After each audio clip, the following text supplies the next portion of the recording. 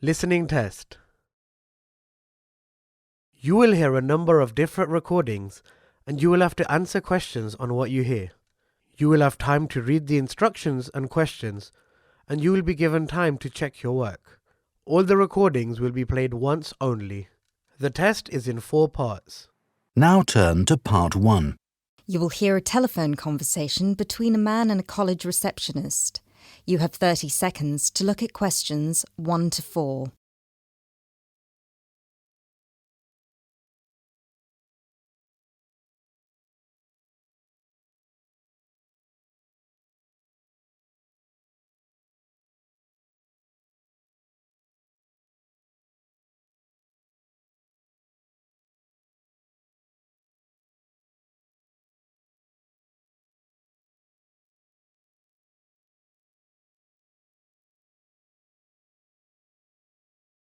Good morning, Clevedon College. Can I help you? Yes, please. I'd like some information about evening courses this term. Okay. Which subjects are you interested in? 2 subjects, actually. Languages and computer skills. Okay. What languages are you interested in? Actually, I'm not sure. I have to fulfill a language requirement for school, but I haven't really decided what language to study. How many language courses do you run each week? We have 2 every night from Monday to Friday. I'm sorry, but would you mind going through the schedule for me? Not at all. Monday to Wednesday are modern European languages: French, Spanish, German, Dutch, and Polish. Thursday night we offer ancient languages: Latin and ancient Greek. And on Friday we finish off with the Asian languages of Hindi and Bengali. Monday to Wednesday, modern European. Thursday, ancient languages, and Friday, Asian. Can you spell Bengali, please? Yes, it's Bengali. Great. And how much do the courses cost? Each course costs £25 per person per term. But if you want to do 2 language courses, there's a 10% discount, but only if you book for 2 terms. So the 10% discount is if I take 2 courses for 2 terms. Is that right? Right. Would it be possible for me to book my classes right now? No, sorry, the computer's down. What I suggest you do is call extension 6994 after 6 p.m. and ask for Mrs. Johnson. I'm sorry, I didn't get that. Did you say 6994 after 6 p.m.? Yes, 6994. Please ask for Mrs. Johnson. Thanks.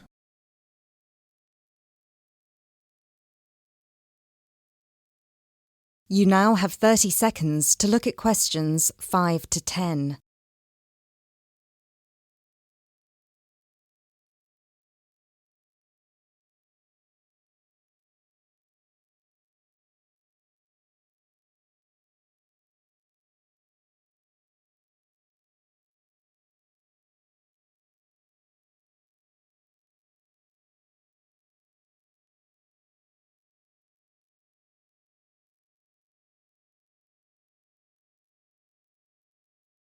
Okay, can we now look at the computer skills courses?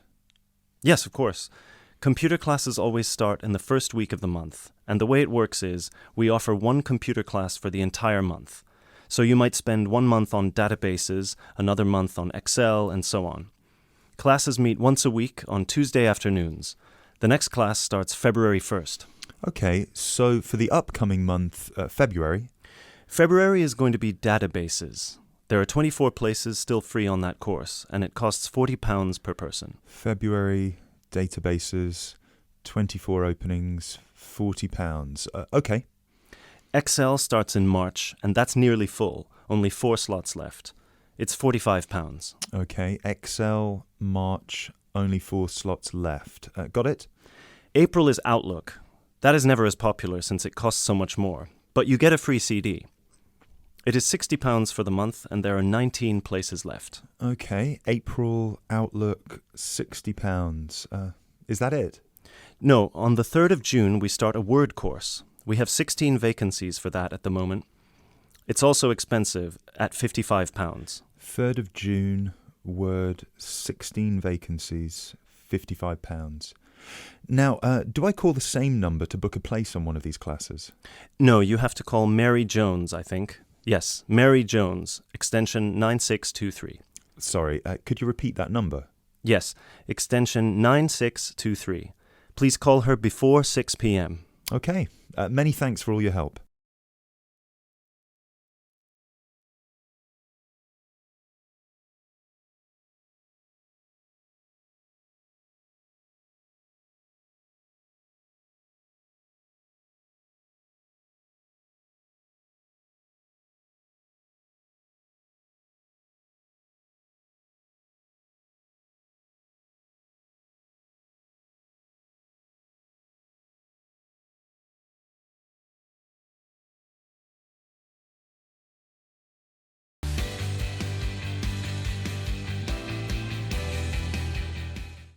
Part 2.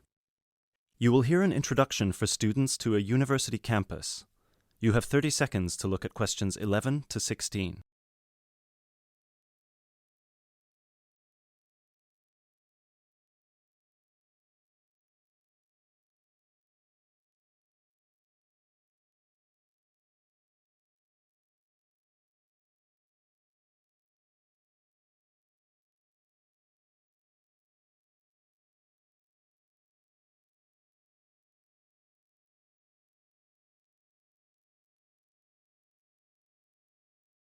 Good afternoon, ladies and gentlemen. I'm Dr. Donovan, the principal of Donlevy University, and I would like to welcome you to the Dinglewood campus, which is one of the 3 campuses belonging to this university. This campus, Dinglewood, is where I have my office, and it's also the location of Languages and Science campus, so some of you will be studying here. Dinglewood is the most northerly campus. The business studies blocks are in the Churchdown campus in the centre of town, and the southern or Trailway campus, where history and architecture are situated, is to the south of the town. Those of you who are enrolled in any of those courses will be taken to your respective buildings at the end of this meeting. Those of you studying on the Dinglewood campus, you will have a tour later too. This building we are assembled in is the Office and Administration Block, Block 39, and is where the weekly meetings are held. You are welcome to attend these meetings, as are all the university staff. You may want to, as many university issues are discussed at these weekly meetings. The meetings take place at 1:30 every Tuesday, so please stop by. 2 other important buildings are also located on this campus, the cafeteria and the on-site shop. You can purchase all the required books and any stationery you need for your courses at this shop. Please bear in mind that even though you have shown your ID passes to enter this site, you still need to use them again to buy anything in the shop or cafeteria. This is for security reasons.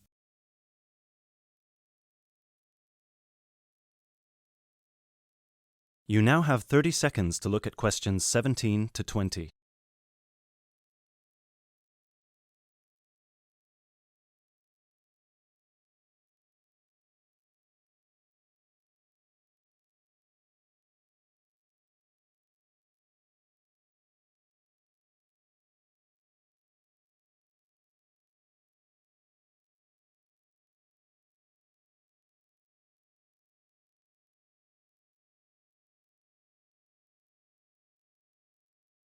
Now, if I could draw your attention to the back page of your joining instructions booklet, you will see a small map of this campus, Dinglewood.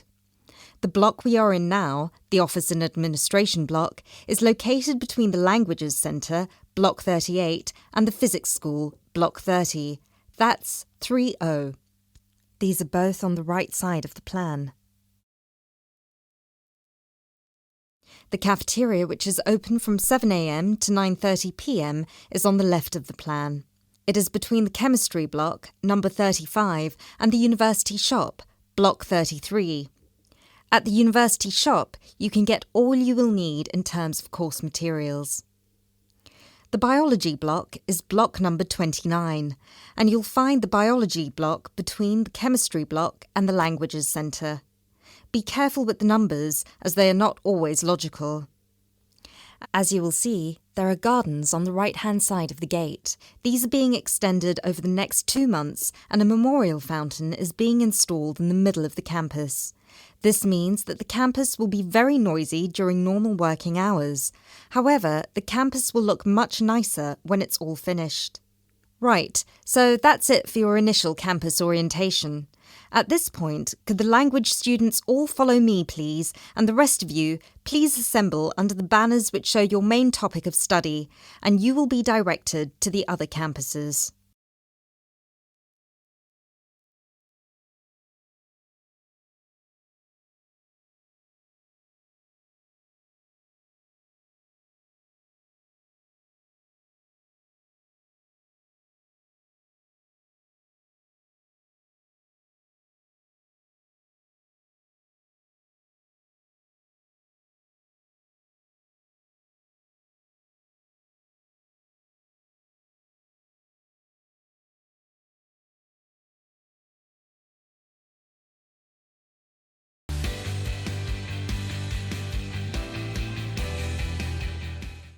Part 3. You will hear a conversation between two students about a project they are working on. You have 30 seconds to look at questions 21 to 30.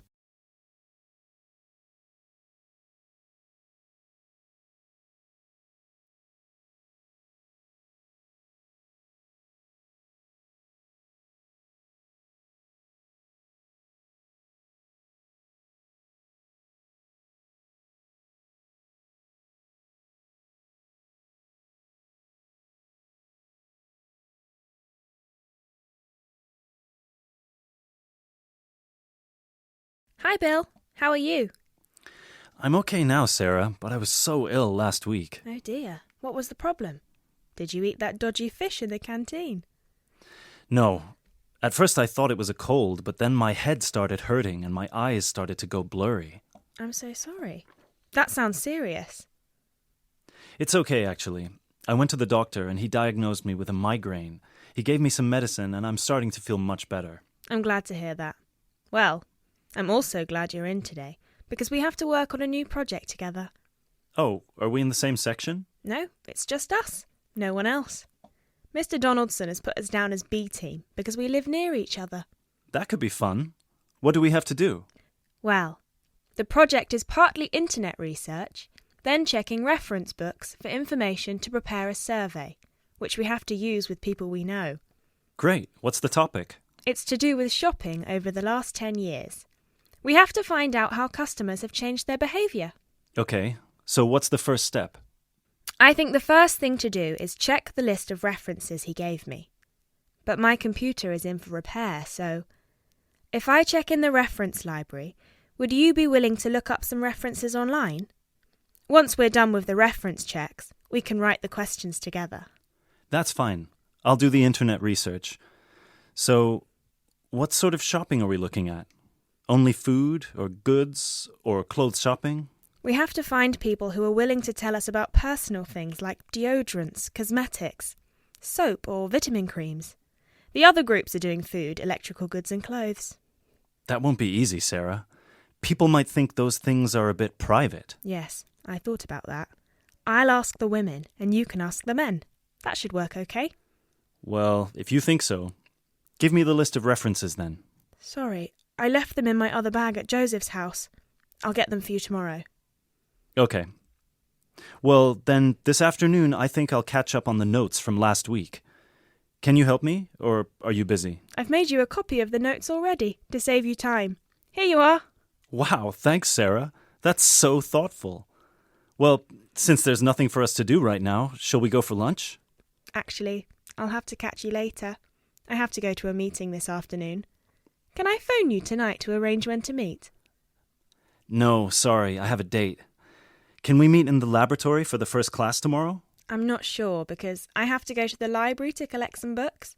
What about meeting there at lunchtime? You mean in the lab? Yes. Okay, see you in the laboratory tomorrow at noon then. Sounds like we have a lot of work to do.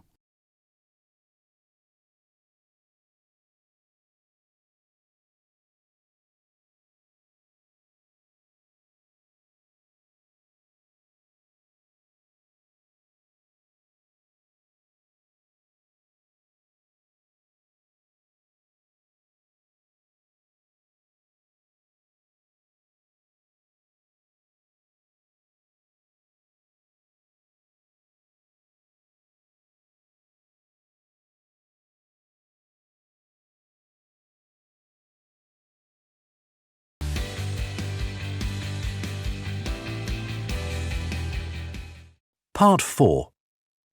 You will hear a lecture from the curator of an art gallery. You have 30 seconds to look at questions 31 to 32.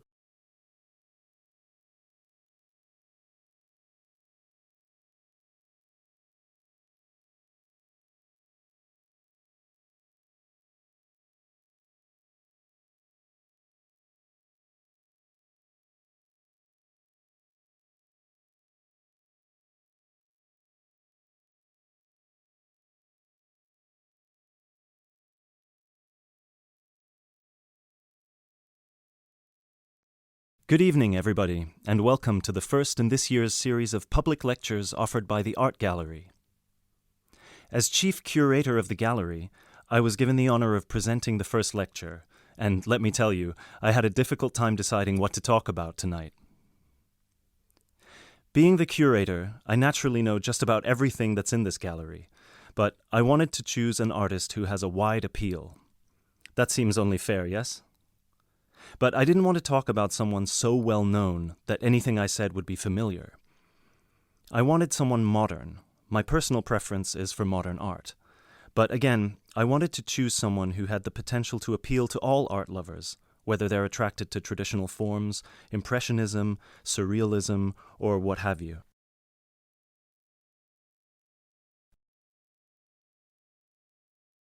You now have 30 seconds to look at questions 33 to 35.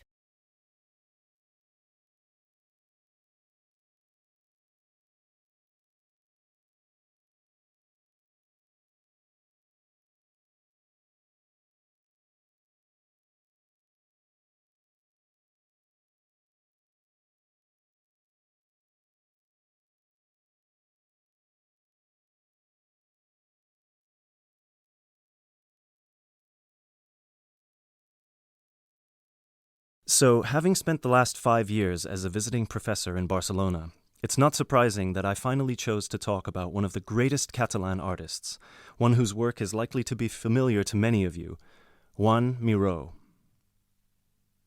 Look at this, and this, and this. Ring any bells? Miró's most famous and most widely reproduced works tend to be like this: bright primary colors, with lots of asymmetrical forms. He painted on large canvases, larger than himself quite often, and his paintings depicted birds, trees, flowers, and other features of the natural world. But Miró produced a great variety of work, and it's about some of his lesser-known paintings that I would like to speak this evening.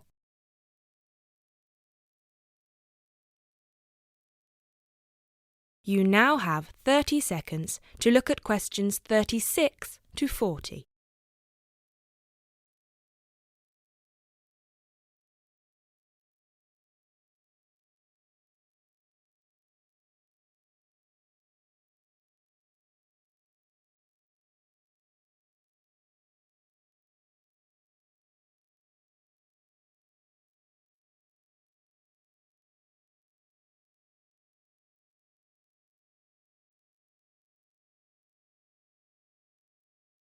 Miró was born in Barcelona in 1893, the son of a goldsmith. He began to show talent very early, and in 1926 went to Paris, where he was drawn to the surrealists of Montparnasse. He did not define himself as a surrealist, however. He preferred to stay free to experiment with other artistic styles as he wished. Miró had an intense dislike of much of the painting and many of the painters he knew. He wished to do something totally different to express his contempt for bourgeois art, and yet, ironically, Miró's success made his work much in demand among art collectors in the world. But we can't really talk about the artist without looking at his art, and that's what I'd like to do now. To take a look at just a few of Miró's works and think about what it is that makes them special. Special to me and to a great number of people who flock every day to the Miró Foundation in Barcelona. Let's start with this one of Miró's best-known and brightest works, Woman and Bird, a sculpture created in 1982. It is on display in a park in Barcelona, often known as the Joan Miró Park. A huge sculpture, towering up into the sky, it reflects Miró's eternal interest in these themes, as well as his more technical interest in materials. This sculpture is covered in mosaic, which gives it a naive and cheerful appearance. It is interesting that this sculpture was completed in 1982, just a year before Miro's death. I think it shows that towards the end, he was feeling as playful as a young man, and I think he wanted to share this playfulness in a park on such a big, very public scale. And now, another representation of a woman, this time just called Woman. This was painted in 1976, a late work for Miro, and is a work we often see reproduced or on sale as postcards or posters in gallery shops around the world. So why is it so popular? I think the use of color has something to do with it. People respond to these rounded shapes filled with primary colors, especially on a large canvas like this. Also, the fact that while it is rather surreal, it is still possible to recognize the form of a woman and to see it as a sympathetic representation. It's a bold, bright painting, and I think that it awakens a reaction in many of us. And finally, something quite different, though still a woman. A harsh, even violent work that was completed in 1939, at a time when Miro was greatly influenced by the events of the Civil War in Spain. It's titled Seated Woman 2, but it can be hard to find the woman here, as she's been transformed into rather a horrendous creature. So, is that how Miro viewed women, as grotesque? Not at all. This picture can also be seen as strong, with a huge base and solid shoulders to support those who depend on her. In this painting, her arms and neck seem to grow as vegetation out of her shoulders, representing woman as fertile ground, perhaps. We also see here the fish and birds, the moon and stars so typical of Miro's work, making her a creature of nature and of the heavens as well. And that's all we have time for this evening, I'm afraid. I hope that you've enjoyed this brief look at Miro's work and that you will enjoy the other lectures that follow this one. Thank you and good night. That is the end of Part 4. You now have 1 minute to check your answers to Part 4.